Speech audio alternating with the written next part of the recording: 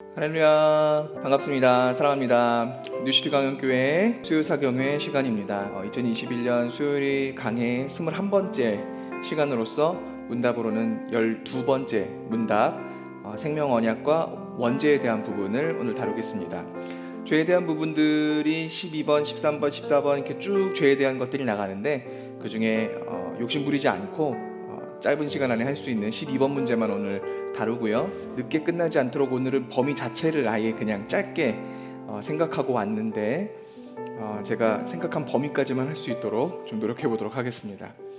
최근에 뉴시티 강교회에서 창세기 강해를 하고 있죠. 그래서 창세기 강해하고 있는 내용들과 굉장히 많이 겹쳐지는 부분입니다. 창세기가 신앙과 이런 부분들에 대한 거의 대부분의 세계관을 제공해주는 책이다 보니까, 그래서 조직신학과 관련한 부분들도 창세기 내용과 무관할 수가 없죠. 그래서 창세기 강의하는 동안 이미 많이 들어오셨던 내용들일 것이어서, 그래서 오늘 내용은 그렇게 특별한 것은 아니고 따라서 이렇게 어려운 내용들도 아닐 것 같습니다.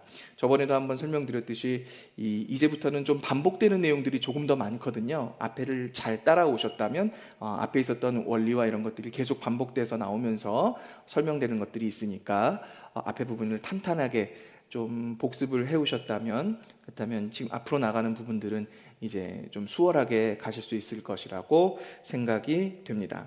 자, 먼저 그 전에 12번 문제를 다루기 전에 우리가 지난 시간에 10번 문제를 다뤘었는데, 10번 문제와 12번 문제 사이에는 11번 문제가 있죠.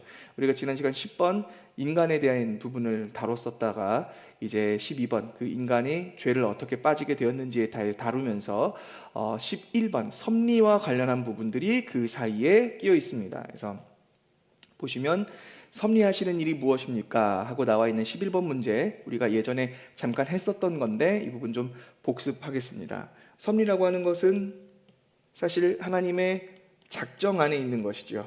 하나님의 작정이 크게 세 가지가 있다고 했었죠. 하나님이 그 계획하신 작정이란 것은 하나님의 계획이었는데, 그 계획하심을 이루어내신 창조가 있고, 그것을 보존하시고 통치하시고 섭리해 가시는 그 섭리가 있고, 이 일반적인 섭리가 아닌 특별한 섭리, 구원에 대한 특별한 섭리인 예정이 있다라는 것을 예전에 얘기했었죠. 그래서 섭리를 얘기할 때는 하나님의 작정에 대한 부분들을 잘 이해하고 있어야 그 원리 그대로 일반적으로 우리 주변에서 일어나는 일들을 하나님의 작정으로 이해하고 바라볼 때 이해할 수 있게 됩니다. 그래서 섭리에 대한 부분들 오늘 잠깐만 복습하고, 그 다음 죄에 대한 것들 다음 주부터 오늘과 다음 주 해서 넘어가고, 그리고 언약 신학에 대한 전반적인 하는 것을 하면서 예전까지 설명해서 넘어가는 것으로 다시 진행해 보도록 하겠습니다. 그 중에 하나님이 섭리하시는 일은 지극히 거룩함과 지혜와 권능으로 모든 피조물과 그 모든 행동을 보존하시며 통치하시는 일입니다 라고 답에, 문답에 그렇게 되어 있죠. 하나님이 섭리하시는 일이란 지극히 거룩함과 지혜와 권능이라고 되어 있습니다. 거룩함, 지혜, 권능. 이 거룩, 지혜, 권능이 무엇인지 기억나시겠어요? 거룩함, 그렇죠. 지, 정, 의에 대한 부분이었죠. 거룩함이 정에 해당하는 것이고, 지혜가 지혜에 해당하는 것이고, 권능은 능력, 의에 해당하는 것이죠. 그러니까 하나님의 형상의 3요소였잖아요. 우리가 지난 시간에 얘기했었던 하나님 형상의 3요소, 그것이 인간에게 요구하신 세 가지 주제와 분야에서 하나님이 어떤 분이신지를 드러내야 하는 것이어서 인간에게 주신 세 가지 직분들, 왕과 선지자와 제사장, 이 세 가지 직분이었었고, 이것이 나아가서 그리스도의 삼중직까지 가죠. 예수 그리스도께서 우리를 대신하셔서 순종하신다고 할 때 하나님의 형상으로서 순종하시는 것, 그래서 지, 정, 의에 대한 것들, 선지자, 제사장, 왕과 관련한 그 순종까지 하는 것입니다. 그래서 하나님이 섭리하시는 일이란 인간에게 거룩함과 지혜와 권능으로, 즉 하나님의 형상으로 창조된 그가 그 창조된 목적 그대로 살아감으로써 모든 피조물들과 그 모든 행동을 보존하시며 통치하도록 하시는 일인 겁니다. 그래서 중요한 것은 보존하시며 통치하신다는 것이죠. 보존하며 통치하신다, 이것이 섭리에 대한 얘기였었습니다. 여기서 보존하신다라고 할 때, 아이쿠 안 보이는군요. 이렇게 제일 크게 키운 건데도 잘 안 보이네요. 제가 읽어드릴게요. 오직 주는 여호와시라. 하늘과 하늘들의 하늘과 이럴 성신과 땅과 땅 위의 만물과 바다와 그 가운데 모든 것을 지으시고 다 보존하시오니 모든 천군이 주께 경배하나이다. 그래서 하나님은 모든 것들을 다 창조하시고 창조된 그 바다와 그 모든 것들을 다 주께 경배하고 주께서 그 모든 것들을 보존하신다라고 성경은 이야기를 하고 있습니다. 그래서 이 보존하심이라는 것은 하나님의 은혜 중에 은혜이죠. 은혜 혹은 이것을 은총이라고 부르기도 하는데, 원래 하나님은 정의의 하나님, 공의의 하나님이시죠. 정의 하나님과 공의의 하나님이 이 세상의 죄악됨과 그 타락한 모습들을 하나님이 참아 보실 수 있을까요, 없을까요? 참아 보실 수 없겠죠. 당연히 하나님은 정의롭고 공의로우신 분이니까 이것들을 견디실 수 없단 말입니다. 하나님의 정의와 공의로는 이 죄악과 타락에 돌진하셔서 이것들을 반드시 심판하시고 이것들을 반드시 해렘하셔야 돼요. 그러니까 완전히 진멸하셔야 됩니다. 진멸하시고 심판하셔야 되는 것이죠. 그게 하나님의 정의와 공의예요. 정의 하나님, 공의 하나님 앞에서 그 눈앞에서 죄악과 타락은 한 점도 있을 수 없는 것이니까요. 그런데 하나님이 그 모든 세상을 지금 진멸하지 아니하시고 심판하지 아니하시고 다 부서뜨리지 아니하시고 오래 참고 계시단 말이죠. 오래 참고 계셔요. 그것은 이 세상과 인간이 선하기 때문에, 하나님 눈에 선하기 때문에 그래서 오래 참고 계신 걸까요? 그래서 심판하지 않고 진멸하지 않으시는 걸까요? 아니에요. 세상과 사람은 모두가 다 타락했습니다. 사람만 타락한 것이 아니라 세상도 타락했죠. 세상도 온전하게 아담 안에서 완전히 다 타락해버렸단 말입니다. 그러니까 하나님이 사실 하나님의 정의와 공의대로 한다면 이 세상은 하나님 앞에서 서 있을 수 없는 거예요. 유지될 수 없는 거예요. 그런데도 불구하고 하나님이 이 세상의 그 죄악들을 보시면서도 오래 참으시고 진멸하지 않으시고 그것을 보존하고 계시면서 하나님의 그 통치와 하나님의 자연의 법칙과 이 모든 것들이 그대로 진멸되지 아니하고 유지되고 있고 보존되고 있는 이유가 뭐냐면 바로 하나님의 은혜 때문인 겁니다. 은혜. 그러니까 여기서 말하는 은혜라는 것, 은총. 즉 은혜와 은총은 결국 누구에게서부터 오냐면 결론적으로 얘기해서 바로 예수 그리스도 예수의 그 사랑과 그리스도 예수의 그 공로와 예수 그리스도의 그 은총을 통하여서 온 세상을 바라봐 보고 계시기 때문에, 그래서 하나님은 그 모든 세상을 바로 진멸치 아니하시고 하나님께서 그 모든 작정된 백성들, 하나님의 백성들 모두를 구원에 이르게 하기까지 하나님은 그 심판을 오래 참으시는 분이신 겁니다. 그래서 하나님은 이 심지어 마귀라 할지라도, 마귀조차도 하나님의 은혜가 아니면 지금 당장 이 마귀도 진멸돼 버리고 말 겁니다. 그런데 하나님이 이 마귀조차도 지금 심판하지 아니하시고 잠깐이라도 그 세상의 공중권세 잡은 자처럼 행할 수 있게 하시는 것은 하나님이 그것을 그 가운데 허용하고 계신 것이지요. 그러니까 이 허용이라는 것이 하나님의 작정 안에서 허용인데, 이 작정 안에서 허용될 때 이것은 반드시 그리스도 예수, 그분의 공로를 통해서만 이 모든 것들이 허용되고 있다는 겁니다. 그러니까 바꾸게 얘기하면 마귀조차도 하나님의 예수 그리스도의 은혜 아니면 당장 진멸돼 버리고 말 것인데, 그 마귀조차도 예수 그리스도를 통해서 하나님이 오래 참으심으로써 진멸되지 않고 그 존재가 유지되고 있고 보존되고 있다는 겁니다. 그러니까 하물며 마귀조차 그럴진데 불신자들 어떨까요? 예수 그리스도를 믿지 않는 사람들, 이 사람들도 전부 다 은혜로 살고 있는 것이죠. 원래대로 한다면 하나님의 그 공의와 정의 앞에서 다 심판받고 말아야겠지만, 그런데 이 불신자들도 은혜로 말미암아 살고 있는 겁니다. 이 불신자조차도 받는 은혜, 이것을 뭐라고 부르냐면 일반 은총이라고 부릅니다. 일반 은총이라는 것은 특별한 대상들에게 뿐만 아니라 모든 피조물들이 다 예수 그리스도 앞에서 얻게 되는 은혜와 은총을 이야기합니다. 그러니까 하나님이 모든 세상과 그 피조물들과 악한 사람들까지 전부 다 참으시는 이유는 바로 예수 그리스도를 통해서 그들을 바라봐 주시는 일반 은총 때문인 것입니다. 그래서 이 불신자들도 이 삶을 하나님의 예수 그리스도의 은혜 위에서 살아가죠. 예를 들면 예수 믿지 않는 사람들도 산소, 마시면서 살죠. 그들에게도 비가 내리죠. 그들에게도 햇빛이 내리쬐지요. 그들에게도 매일의 삶이 주어지고요. 그들에게도 건강이 주어지고, 그들도 사랑이라는 것을 경험하고, 그들도 가족을 구성하고 하는 모든 이 은혜들, 은총으로서 불신자들도 그 하나님의 앞에서 살아가게 되는 겁니다. 즉, 보존하신다고 할 때 이 보존에서 중요한 것은 예수 그리스도가 이 섭리에서 빠지지 않는다는 것이죠. 이 섭리도 하나님이 그 일반 은총으로 그리스도 예수를 통해서 모든 세상을 바라봐 주심으로써 이 은혜를 누리게 해 주시는 겁니다. 이 일반 은총 안에서 되어가는 모든 일들을 하나님이 이끌어 가시는 것을 바로 섭리라고 하고, 일반적 섭리라고 부릅니다. 일반 은총 안에서 모든 피조물들의 언행, 심사, 말하고 행동하고 마음 쓰고 하는 그 모든 것들까지도 전부 다 하나님이 이끌어 가시는 것, 그것을 섭리라고 합니다. 그래서 섭리라는 것은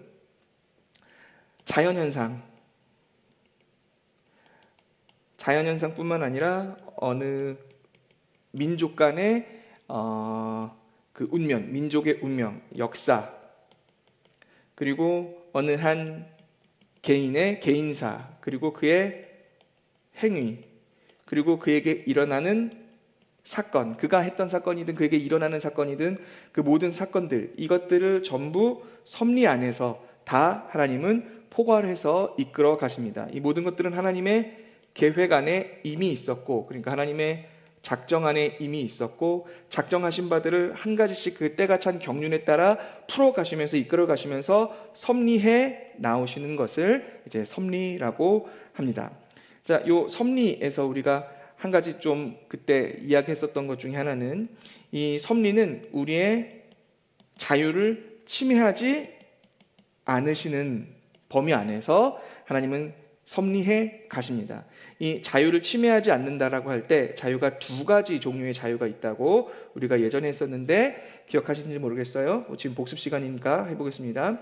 하나는 임의의 자유고요. 임의의 자유. 하나는 성향의 자유입니다. 임의의 자유와 성향의 자유의 차이가 무엇이냐면, 임의의 자유는 능력으로 유지하는, 그것을 선택하고 그 선택한 것에 대한 결과를 능력으로 얻게 되는 그런 자유를 얘기하고요.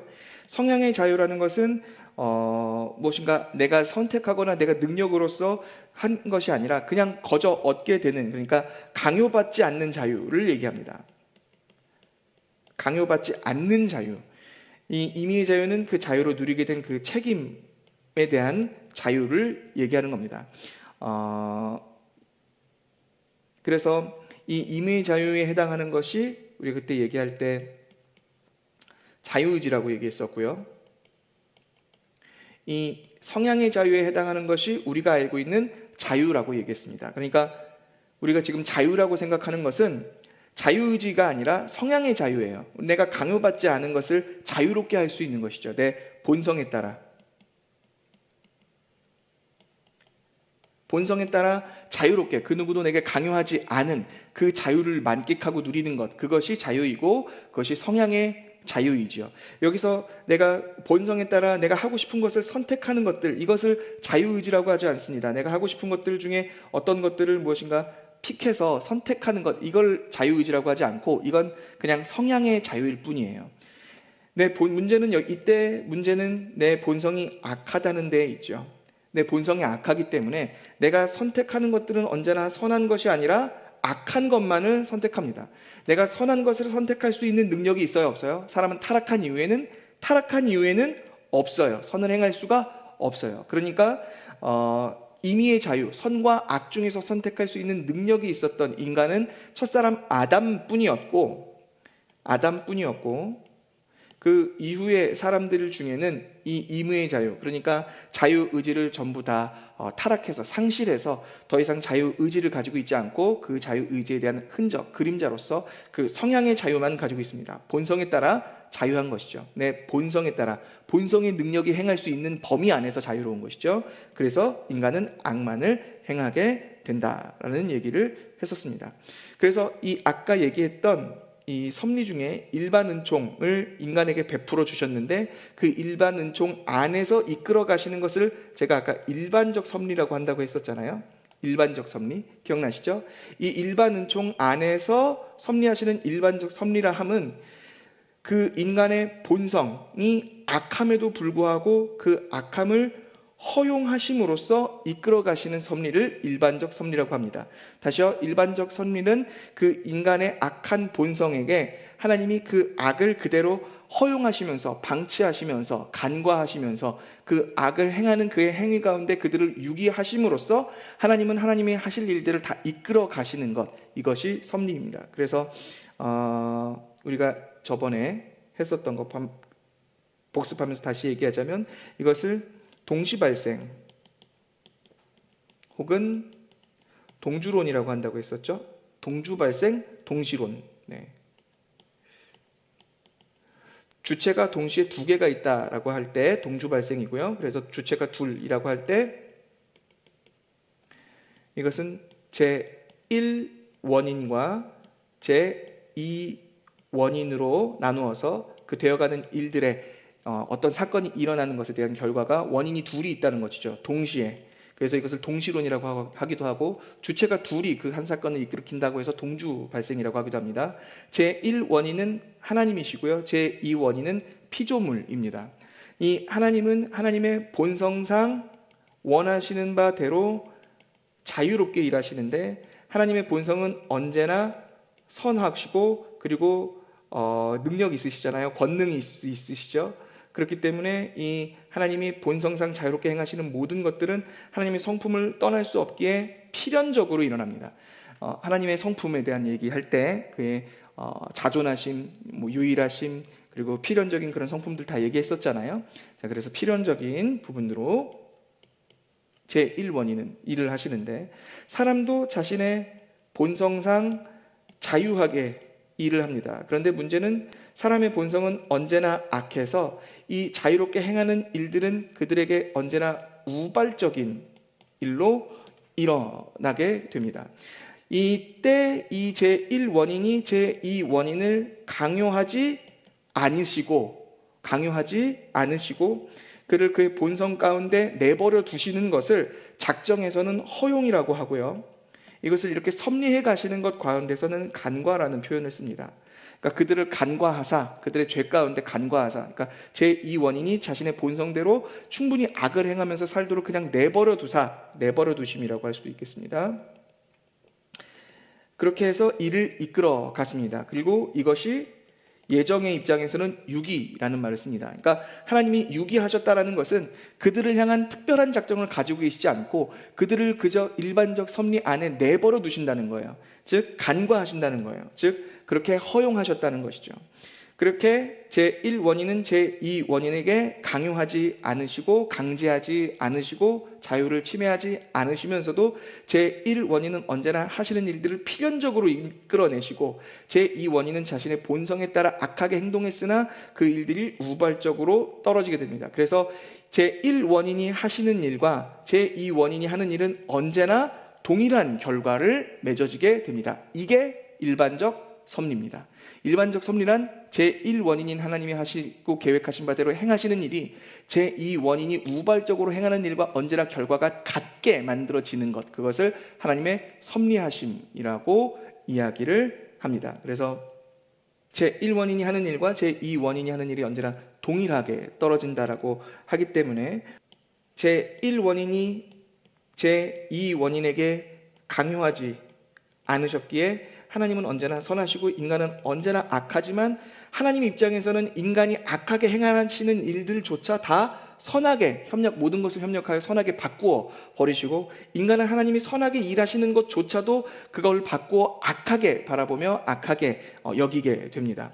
예를 들면 십자가 사건을 예로 들면 정확하죠. 십자가 사건 같은 경우에는 사람의 입장에서는 이것이 가장 악하고 폐악하고 가장 큰 실수 아니겠습니까? 하나님의 아들을 십자가에서 못 박아 죽인 사건이니까요. 이것만큼 악한 것이 없고 폐악한 것이 없고 죄악된 것이 없죠. 그러니까 여기서 인간의 그 패착과 악과 죄와 이 모든 것들이 십자가에서 가장 선명하게 드러나는데 그런데 하나님은 이 십자가 사건이야말로 그 죄인들을 사랑하셨던, 그리하여 그 아들을 통하여서 그 모든 죄를 깨끗이 씻어주셨던 하나님의 선하신 목적과 계획을 이루어 가시는 사건이잖아요. 그러니까 십자가 그 사건 하나에 이 선하심과 악함이 동시에 있는데, 이 사람의 악하게 행한 그 십자가로 하나님을 대적한 그것조차 하나님 모든 것을 협력하여 선을 이루게 하십니다. 그러니까 십자가 사건이 분명하게 이 동시론과 동주론을 이해할 수 있게 하는 사건인 것이죠. 제1원인과 제2원인. 이게 십자가 사건뿐만 아니라 모든 사건에서 다 그런 것입니다. 일어나는 사건들은 전부 다 사람이 행하는 것은 선한 것 없이 모든 것이 다 악하지만, 하나님은 모든 것들을 다 하나님의 목적 안에서 선하게 이끌어 가십니다. 그러니까 목적상 하나님은 언제나 선을 이루어 가신다는 것이죠. 그리고 인간은 언제나 악을 행합니다.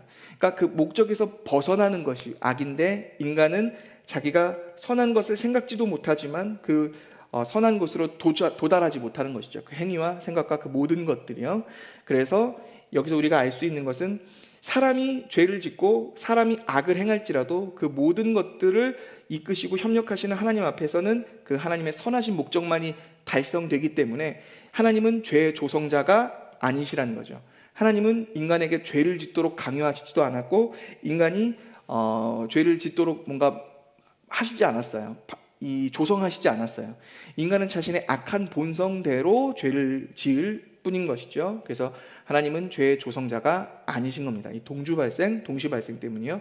그래서 이 섭리에서 가장 중요한 것은 이 보존하시고 통치하신다라는 부분, 이 보존하시는 것, 그리고 통치하시는 것, 섭리하시는, 그래서 그것을 모든 것들을 이끄시는 것, 하나님이 주인으로서 이끌어 가시는 것, 여기까지가 중요한 문제였습니다. 자, 이제 12번 문제 내용으로 가겠습니다. 12번 문제입니다. 사람이 창조함을 받은 본 지위에 있을 때에 하나님께서 저를 향하여 섭리하시는 중 무슨 특별한 작정을 하셨습니까? 여기서 특별한 작정이라는 얘기를 했죠. 특별한 작정, 특별한 섭리, 특별한 작정. 여기서 특별하다는 얘기를 했으니까, 이것이 우리가 알 수 있는 것은 무엇이냐면, 이것이 구원과 굉장히 밀접한 관련이 있겠구나 하는 부분들을 이해하실 수 있을 겁니다. 그러니까 지금부터 일어나는 것들은 그 죄 가운데 사람이 던져지고 방치되고 허용되고 간과되어 했던 그들에게 하나님이 그들을 버리지 아니하시고 그들을 심판하지 아니하시고 어떻게 은혜로 이끌어 가시는지에 대한 이야기가 여기부터 시작되는 겁니다. 특별한 작정부터 시작된다고 볼 수 있겠습니다. 자, 사람이 창조함을 받은 본 지위에 있을 때, 사람이 창조함을 받은 본 지위가 뭘까요? 이것은 하나님의 형상입니다. 사람이 하나님의 형상으로 창조되었잖아요. 그러니까 사람을 보면 하나님이 보여야 되는 것이죠. 지정의로서 선지자, 제사장, 왕으로서의 역할, 그 지위에 있었을 때를 얘기하는 겁니다. 즉 아직 타락하지 않았을 때 그 아담을 보면 하나님이 얼마나 선하신 분이신지가 보여지고, 하나님 얼마나 거룩한 분이신지가 보여지고, 또 하나님의 능력과 이 모든 것들이 다 보여져야지만 하는 그때의 그 상황을 얘기하는 겁니다. 그때 하나님께서 저를 향하여, 여기서 말하는 저는 당연히 하나님 형상으로 창조된 타락하기 전에 사람인 아담을 얘기하는 겁니다. 그 아담을 향하여서 섭리하시는 중에 특별한 작정을 하셨습니까? 답, 하나님께서 사람을 창조하신 후에 완전히 순복하는 것을 조건으로 삼아, 여기서 보시면 순복하는 것, 이것이 제가 오타를 했네요. 조건입니다. 존건이 아니라 조건. 네.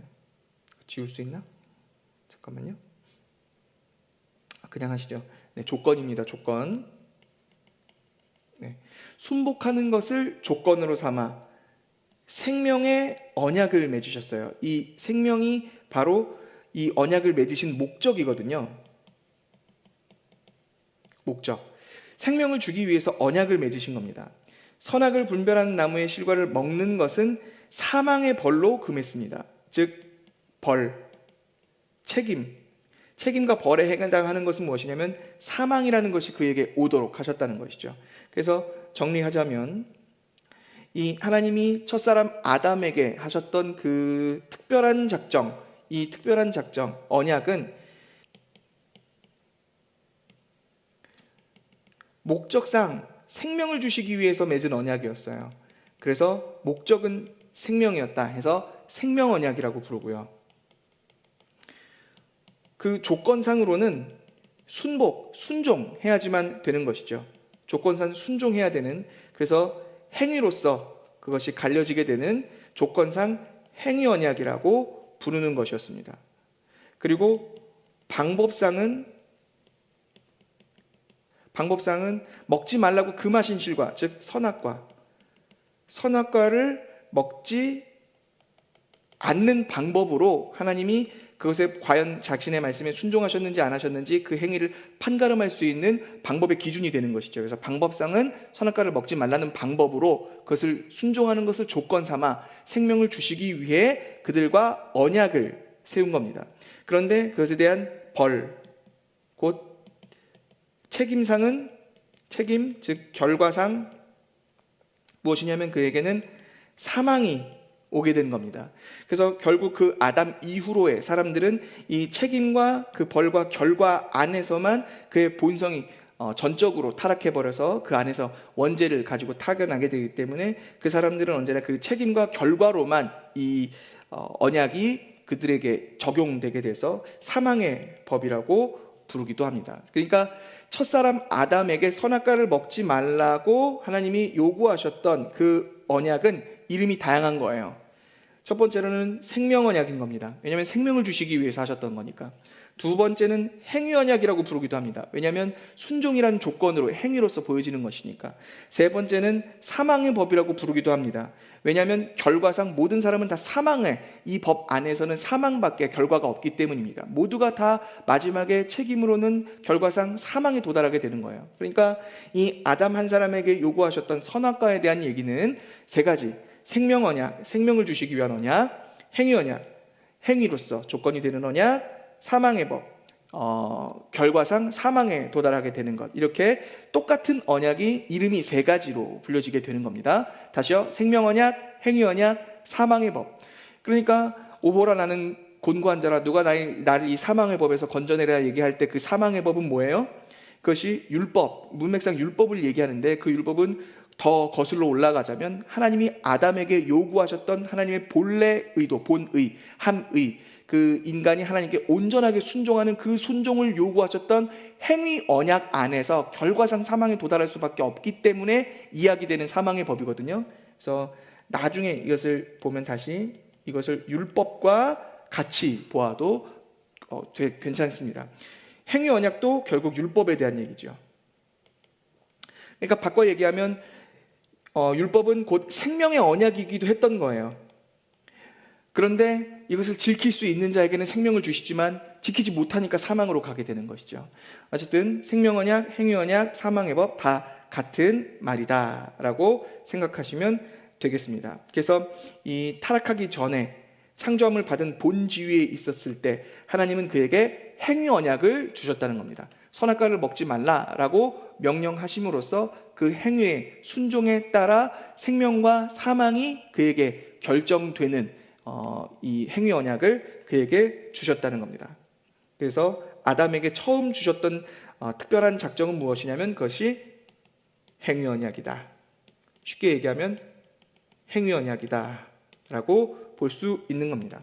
자, 이제 행위 언약이라고 했는데 여기서 이 언약에 대한 부분을 조금 더 생각해 보겠습니다. 언약이라고 할 때 우리는 언약을 갑과 을 사이에서 서로 주고받는 것이죠. 갑은 을에게 무엇인가를 하고 을은 그것에 대한 대가로 갑에게 무엇인가를 하는, 이렇게 주고받는 이 비즈니스적인 관계에서의 언약을 계약이라고 하죠. 계약.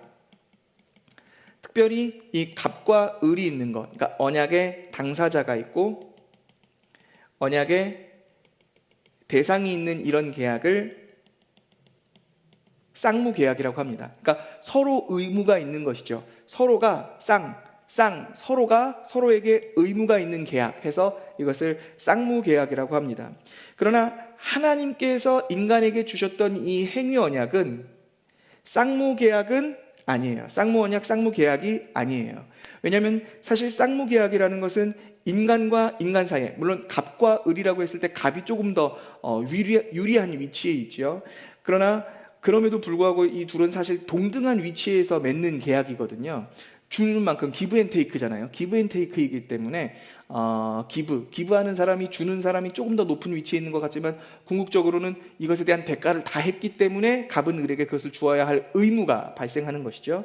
그러나 사람과 하나님 사이에서는 이런 의무가 발생하지 않습니다. 이게 무슨 말이냐면 애초에 동등한 위치에 있지 않잖아요. 하나님과 사람은 애초에 동등하게 계약을 맺을 수 있는 그런 위치에 있지 않습니다.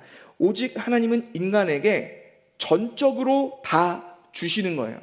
이 주고받는 관계가 아니라 하나님은 인간에게 전적으로 주십니다. 이것을 일방적 관계라고 하죠. 이런 것을 일방적이라고 합니다. 하나님은 인간에게 일방적으로 주십니다. 그러니까 무엇을 주실지 인간은 선택할 수 있나요, 없나요? 하나님과 얘기하면서 하나님 제게 이걸 주세요. 제가 이걸 할게요. 선택할 수 있어요? 없어요. 하나님은 무엇을 주실지 하나님이 일방적으로 선택하셨죠. 생명을 주시기로 하셨어요. 그렇죠? 그리고 어떻게 주실지 인간이 결정했나요? 하나님 제게 생명을 주시면 제가 이걸 먹지 않도록 하겠습니다. 사람이 한 게 아무것도 없어요. 하나님이 일방적으로 선언하시고 선포하셨죠. 먹지 않는 행위로서. 그렇죠? 그리고 그것에 대한 대가와 책임과 이 모든 벌에 대한 것들도 인간이 결정했나요? 한 게 없어요. 그냥 하나님이 결정하셨습니다. 그 모든 것들은 다 하나님이 결정하셨고 무엇을 주실지, 어떻게 주실지, 언제 주실지 다 하나님이 제시하시고 하나님이 선포하셨어요. 이 생명과 순종과 이 모든 것들을요. 그러니까 하나님이 일방적으로 인간에게 그냥 선포하신 겁니다.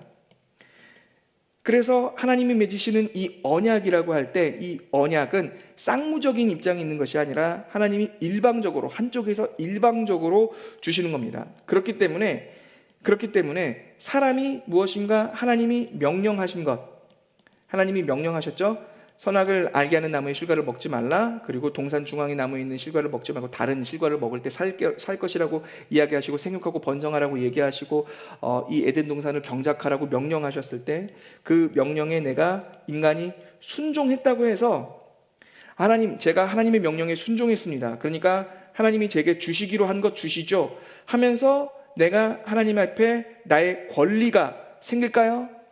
생기지 않는단 말입니다. 하나님 앞에 순종했다고 약속하신 것을 달라고 줄 수 있는 권리가 있지 않아요. 하나님은 물론 순종한 사람들에게 정말 하나님이 약속하신 것들을 주시죠. 왜냐하면 하나님은 약속을 지키시는 분이시니까요. 그러나 하나님이 약속을 이루어 가시는 것은 하나님의 의무가 아니란 말입니다. 왜냐하면 애초에 하나님은 생명을 주실 때 행위라는 것을 대가로 삼지는 않으셨어요. 그것이 조건이기는 하지만 그것은 대가가 아니라고요.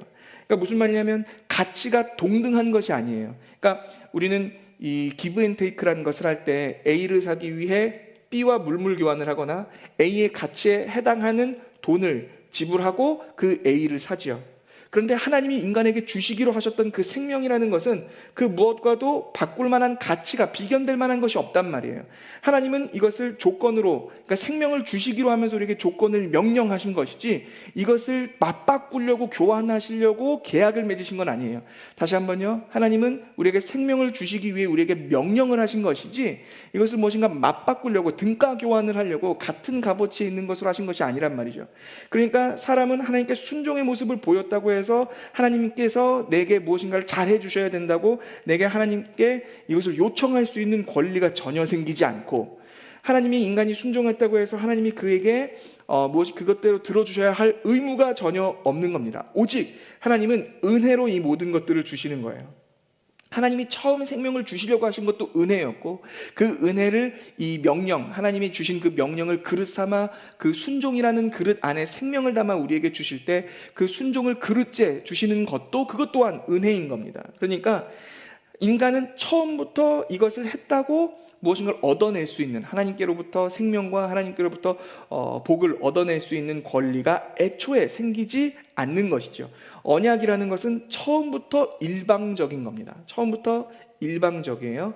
그렇기 때문에 사람은 첫사람 아담뿐만 아니라 이 이후에 있는 사람들도 내가 신앙생활을 잘했다고, 내가 새벽기도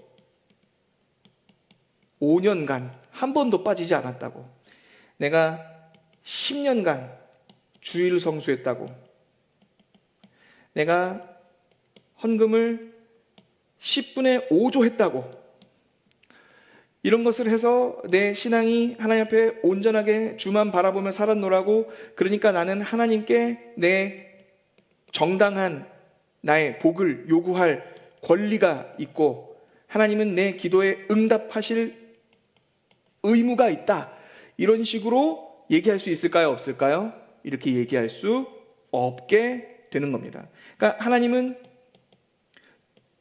종에게 권리가 있어요, 없어요? 종에게는 권리가 없잖아요. 우리는 사실 종과 같은 것이죠.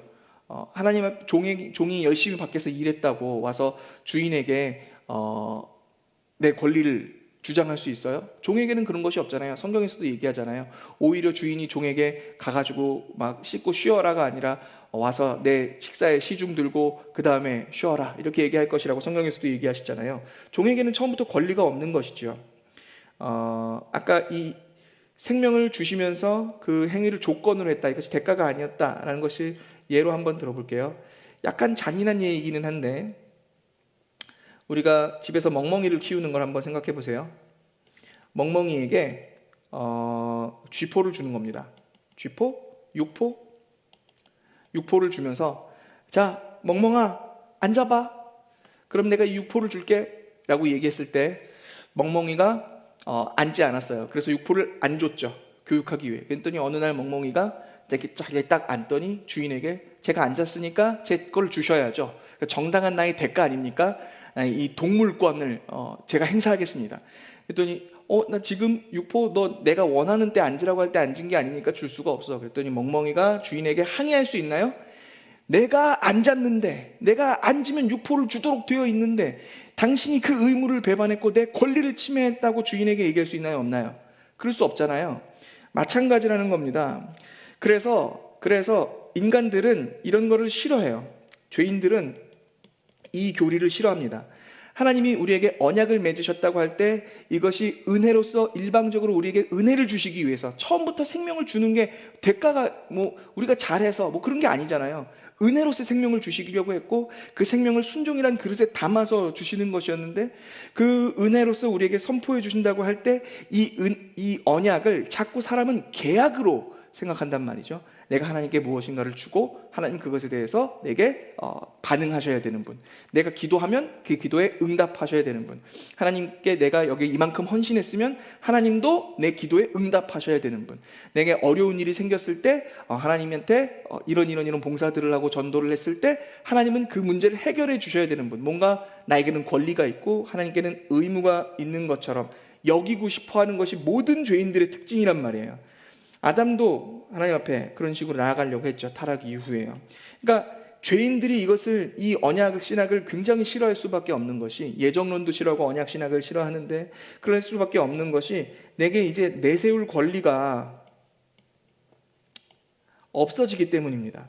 언약을 이런 식으로 이해하게 되면 내가 하나님 앞에 내세울 권리가 없어지잖아요. 그러니까 내가 기도를 열심히 해도 무엇인가 그 기도로 하나님 앞에 요구할 수 있는 무기가 되지 않는다라는 것이, 그럼 내가 뭐하러 기도를 하느냐로 가버린단 말이죠.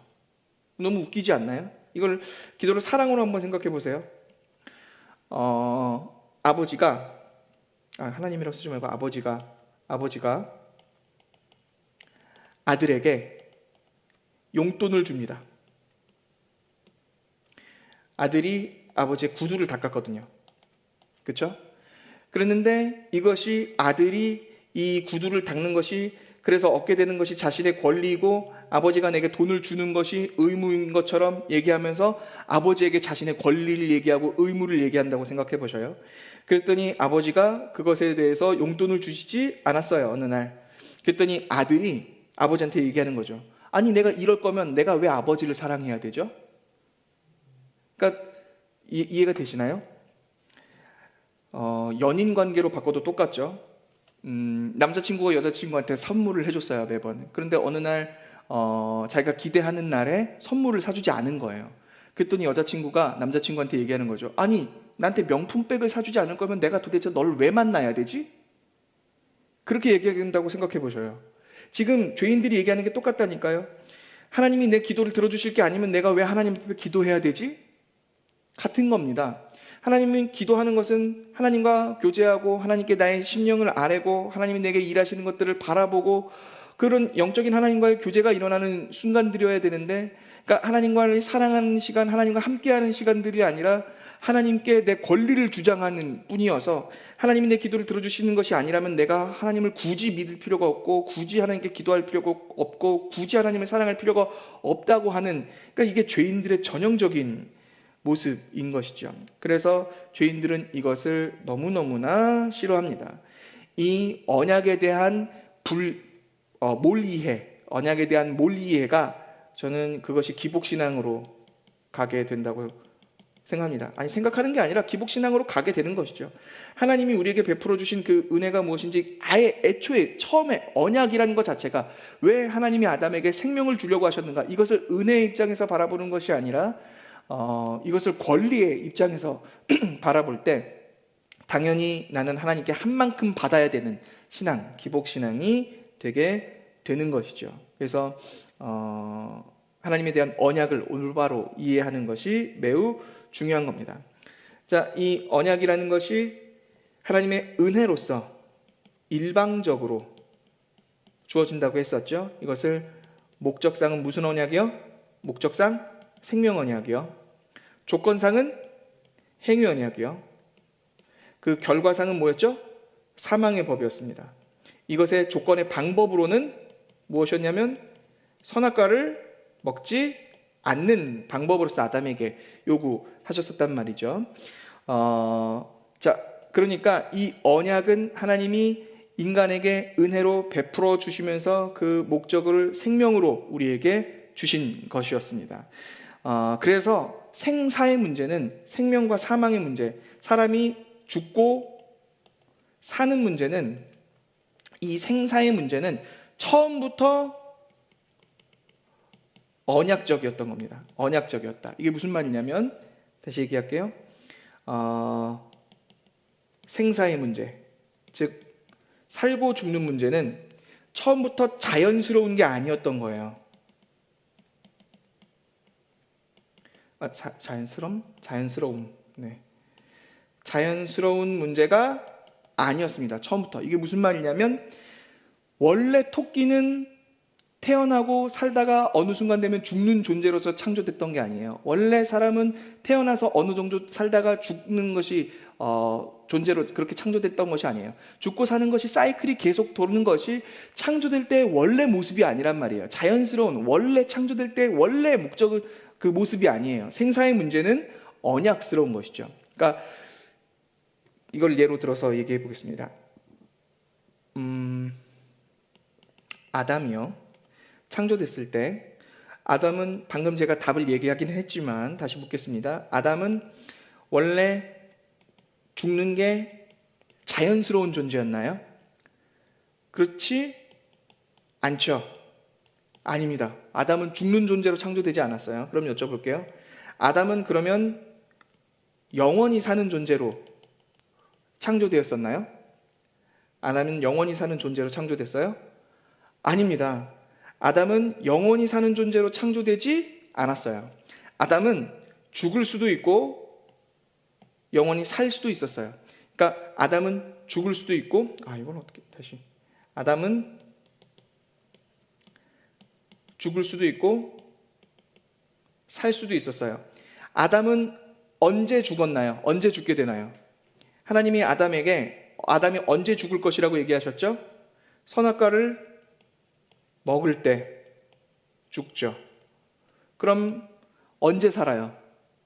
선악과를 먹지 않을 때, 대신에 동산에 있는 다른 실과들을 먹을 때, 그때 살죠. 선악과 대신에 동산에 있는 다른 실과들을 먹잖아요. 그러니까 아담이 생명을 공급받는 건 동산에 있는 실과들을 통해서 생명을 공급받아요. 하나님이 그에게 베풀어 주신 음식들이란 말이죠. 그러니까 동산에 있는 실과들은 그에게 생명을 주는 생명나무의 실과들이에요. 그런데 그 생명나무의 실과를 저버리고 먹지 말라 그만 그 선악과를 먹을 때 아담은 죽는 겁니다. 그러니까 아담에게 있어서 사는 거는 동산에 있는 실과를 먹을 때 살고, 죽는 거는 선악과를 먹을 때 죽는 것이죠. 그러니까 즉 다시 얘기해, 그 하나님이 약속하셨던, 그 하나님이 그에게 주셨던 언약에 순종하면 살고 불순종하면 죽는 것이죠. 즉 아담에게 있어서 생사의 문제는 자연스러운 것이 아니라 순종과 불순종에 달려있는 언약스러운 문제였던 겁니다. 그래서 생사의 문제는 언약스러운 겁니다. 이거 되시죠? 순종하면 살고 불순종하면 죽는 존재로 창조됐고, 하나님은 그것을 아담에게 주신 거예요. 그것이 선악과인 겁니다. 그래서 아담에게 생명을 주시기 위해서 선악과라는, 먹지 말라는 그 순종을 그릇으로 주신 거예요. 이해가 되시나요? 순종하면 살고 불순종하면 죽기에 그에게 순종할 수 있는 그릇 안에 생명을 담아 주신 거예요. 그러니까 하나님은 선악과를 먹지 말라고 명령하신 이유가 무엇이었냐면 아담에게 생명을 주시기 위해서였다고요. 아담에게 그 언약, 선악과를 먹지 말라고 하신 이유가 뭐였다고요? 그에게 생명을 주기 위해서. 그러니까 아담과 언약을 맺으신 이유는 뭐예요? 그에게 생명을 주기 위해서. 목적이 생명을 주기 위해서였다는 거예요. 여기서 말할 때 언약은 하나님의 명령, 하나님의 선포, 하나님의 복, 이렇게 생각하셔도 무관할 것 같습니다. 언약을 이야기할 때 자꾸 이 쌍무적인 계약으로서의 것을 날려버리셔야 돼요. 하나님의 일방적인 그 은혜로서 베풀어 주시는 약속인 거거든요. 그러니까 하나님이 인간과 약속하실 때 그에게 생명을 주시기 위해 순종을 그릇으로 삼았다는 겁니다. 그러니까 누군가 이렇게 바보 같은 질문을 한다면 이제 답할 수 있어야 되는 겁니다. 하나님은 왜 선악과를 주셨죠? 선악과를 만들지 않으셨으면 그럼 인간이 타락하지 않았을 거 아니에요. 이거 너무 바보 같은 질문인 거죠. 왜냐하면 하나님이 선악과를 왜 만드셨다고요? 생명을 주시기 위해서예요. 언제 생명이에요? 하나님이 그에게 허락하시는 생명은 순종할 때 생명을 얻게 되는 것이거든요. 그래서 그 순종의 그릇 안에 생명을 담아주시기 위해 선악과라는 행위의 순종 안에 생명을 담아주신 것이죠. 그러니까 하나님이 선악과를 주신 목적과 이유는 생명이라고 이야기를 해야 하는 겁니다. 만약 하나님이 선악과를 만들지 않으셨다, 그렇다면 아담에게 생명이라는 것이 없는 것이죠. 그러니까 아담은 돌이나 그런 것과 진배 없는 것이죠. 하나님이 그에게 생명을 주실 땐 그 순종으로서 그 행위라는 조건 안에서 생명을 얻도록 은혜로 베풀어 주신 것입니다. 자, 제가 이 생명언약, 행위언약, 조건상 사망의 법 얘기할 때 은혜언약이란 얘기는 하지 않았어요. 언약을 은혜로 주셨다고 했지만 은혜언약이란 얘기는 하지 않았어요. 이것은 나중에 새언약, 그리고 새언약의 결과 우리에게 베풀어지는 그 언약의 적용에 갔을 때 은혜언약이란 용어를 쓰기 때문에 은혜언약이란 용어는 쓰지 않았습니다. 그러나 선악과, 이것은 사람의 순종, 즉 행위로 언약을 맺으신 행위 언약인데, 이 행위라는 그릇 안에 생명을 담아주시는 생명 언약이다. 그래서 목적상 생명 언약, 조건상 행위 언약, 그 결과로는 사망에 던져지게 되었기 때문에 사망의 법. 그렇게 세 가지 동시에 하나님이 아담과 맺으셨던 언약이었다. 이것에서 발생하는 것이 원죄였다. 그렇게 이해하시면 되겠습니다. 원죄에 대한 내용을 지금 하면 이제 시간이 많이 가니까요. 한 가지만 얘기하고 끝내겠습니다. 원죄, 이렇게 해서 이 생명언약, 행위언약, 이것에 불순종해서 결국 사망에 던져지게 된 게 원죄잖아요.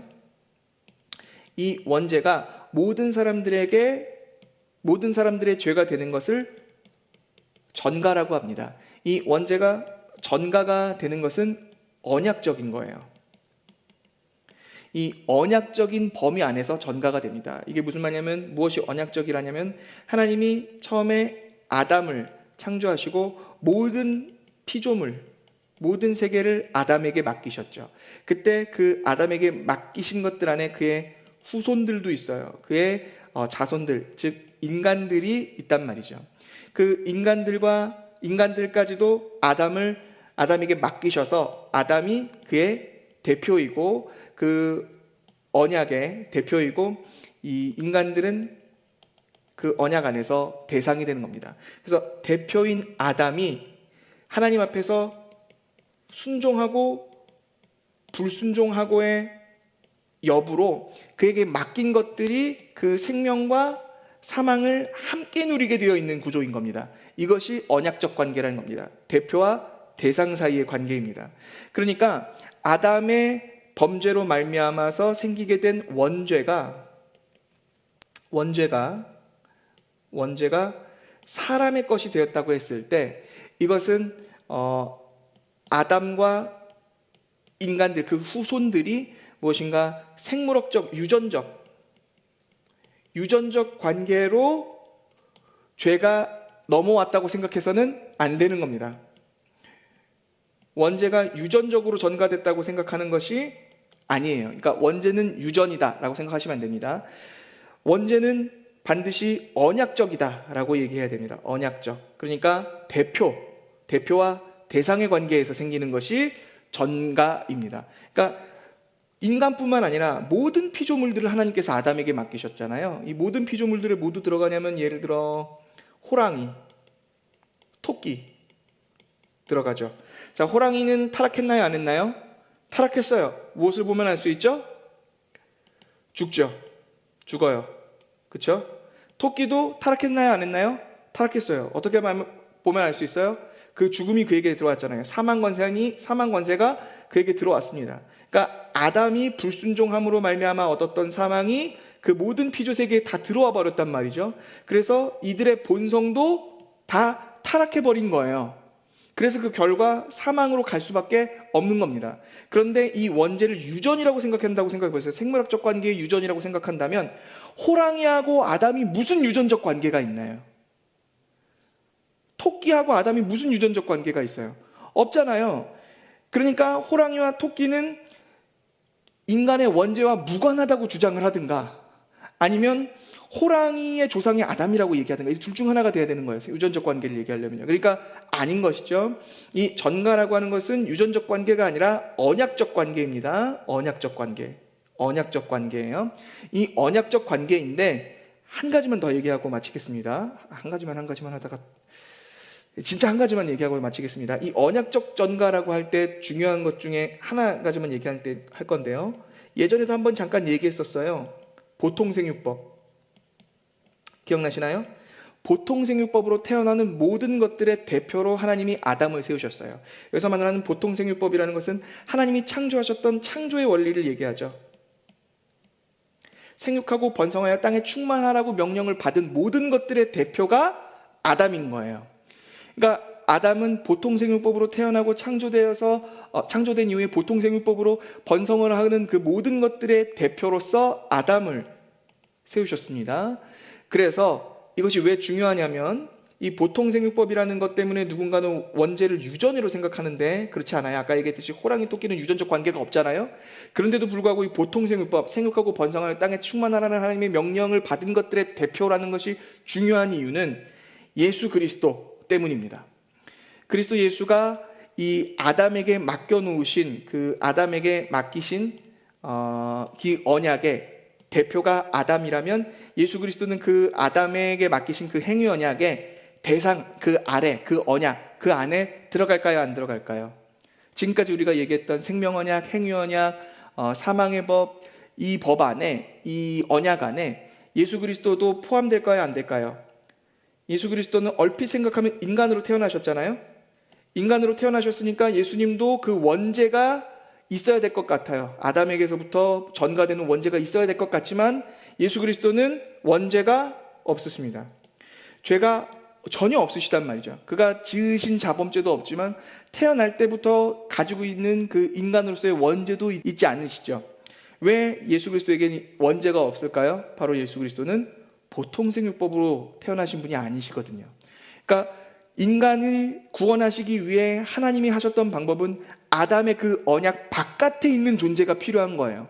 지구에서 태어나는 모든 것들은 다 이 보통생육법 안에서 태어나기 때문에 아담의 이 언약 아래에 있는 것이어서 그 무엇도 아담을 대신할 수 없지만, 하나님이 인간을 구원하시기 위해서 하신 방법은 이 아담의 언약 바깥에 있는, 전혀 이 언약과 무관한 존재로서 그 아들 예수 그리스도를 보내심으로 말미암아 아담 대신에 새로운 언약의 대표로 그를 세우시는 겁니다. 이게 새 언약입니다.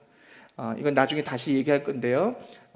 요 새언약과 이 행위언약의 차이점 요 부분만까지만 하고 오늘 마치겠습니다. 그래서 언약적 전가라고 할 때 아담의 원죄가 모든 피조물들의 것이 되는 걸, 이걸 전가라고 하는데 다음 시간 할 때 다시 이 전가 설명하면서 가겠습니다. 너무 걱정하지 마시고 오늘은 핵심적인 것만, 원리만 얘기했습니다. 전가라고 하는데 보통 생육법으로 태어난 모든 것들의 대표로서 아담을 세우셨다. 이것이 언약적 전가이고요. 대표와 대상 사이에서 일어나는 것이요. 그러나 이때 보통 생육법이라고 하는 것이 생물학적 유전을 이야기하지 않는다. 네, 여기까지 하고 마치겠습니다. 다음번에 전가에 대한 부분들부터 조금씩 설명하면서 다시 원죄에 대한 이야기 하면서 가도록 하겠습니다. 오늘 수요사경회는 여기서 마치도록 하겠습니다. 수고하셨습니다. 사랑합니다. 다음 주 수요사경회 때 뵙겠습니다. 사랑합니다. 평안한 밤 되십시오.